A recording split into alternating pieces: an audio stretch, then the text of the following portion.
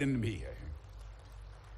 Doctor कलाम साहब ने भारत के डिफेंस सेक्टर में जो महान योगदान दिया है उसके प्रति हम आभार व्यक्त करते हैं और आज के अवसर पर हम उनकी स्मृति को नमन करते हैं।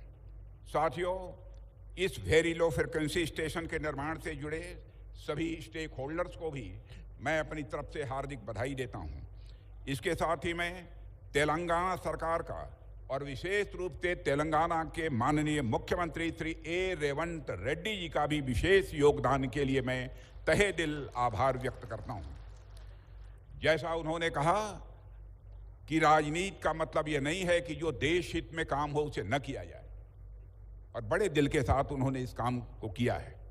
हम सभी जानते हैं राजनीति केवल सरकार बनाने के लिए नहीं की जाती है, राजनीति यदि की जाती है तो देश बनाने के लिए राजनीति की जाती है। शायद इसी भाव से उन्होंने सहज रूप से अपना पूरा सहयोग प्रदान किया है। साथियों, राजनीतिक दृष्टि से देखें तो तेलंगाना एक नया राज्य है, लेकिन भौगोलिक और ऐतिहासिक दृष्टिकोण से इसका इतिहास कई हजार वर्ष पुराना है।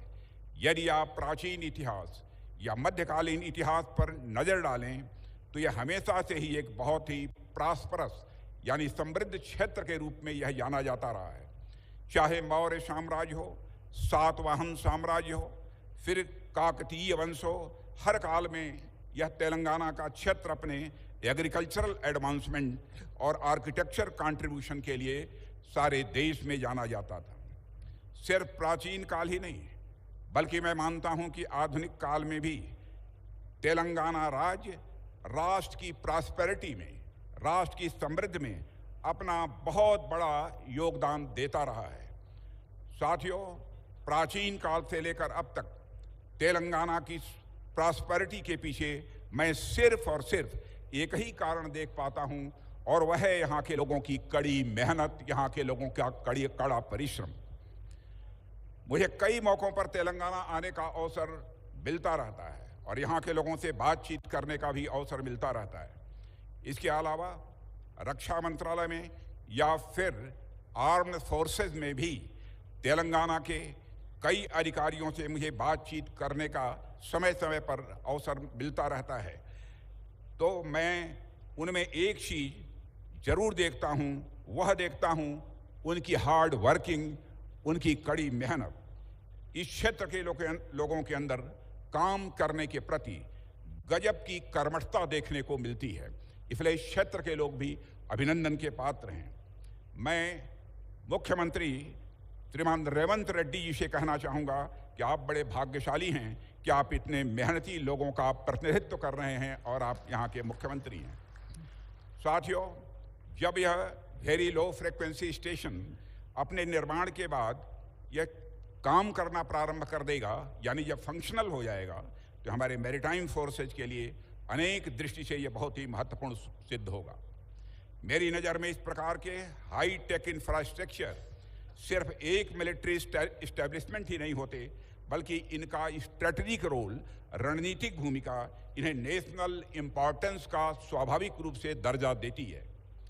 दुनिया के अनेक रक्षा विशेषज्ञों का यह मानना है कि जिस तरीके से वारफेयर के तरीके डायनेमिक हो रहे हैं, ऐसी परिस्थितियों में मैन एंड मशीन यानी मनुष्य और मशीन के बीच इफेक्टिव कोऑर्डिनेशन, प्रभावी समन्वय का यह होना यह अति आवश्यक होता जा रहा है।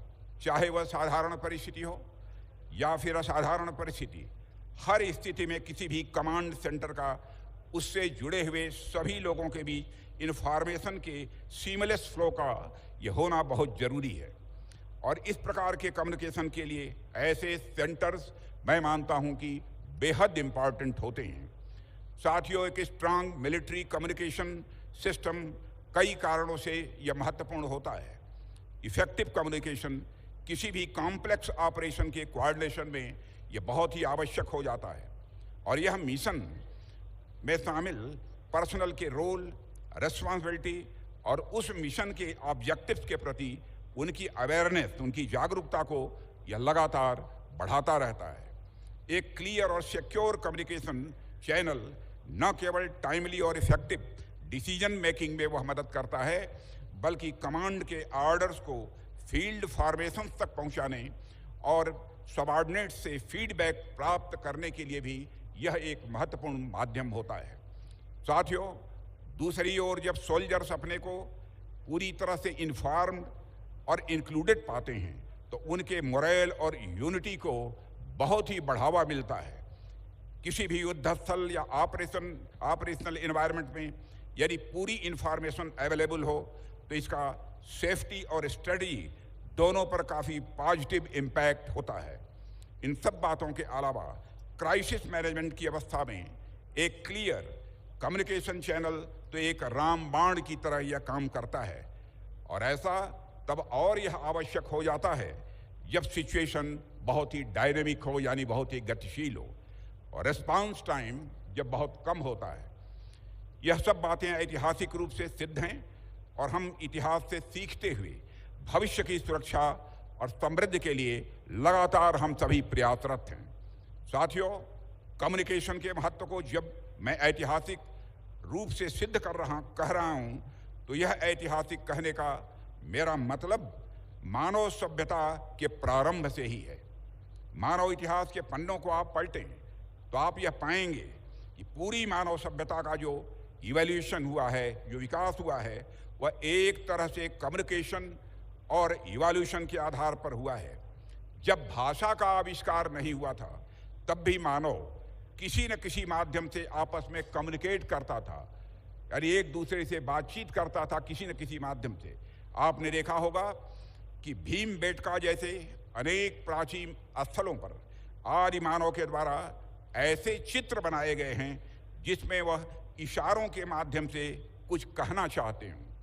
यह इशारों के माध्यम से कुछ कहना कम्युनिकेशन का ही एक उदाहरण है। धीरे धीरे सभ्यता का विकास हुआ तो मानव ने कम्युनिकेशन के सिस्टम को और डेवलप किया और भाषा का आविष्कार हुआ, फिर लेखन प्रणाली का विकास हुआ। उसके बाद एक जगह से दूसरी जगह तक मैसेज को पहुंचाने के लिए कबूतरों का भी इस्तेमाल किया जाने लगा, घोड़ों का भी इस्तेमाल किया जाने लगा, एक स्थान से दूसरे स्थान को संदेश भेजने के लिए। आधुनिक युग में यदि हम देखें तो संदेश पहुंचाने के लिए पोस्ट सिस्टम का यूज किया जाने लगा।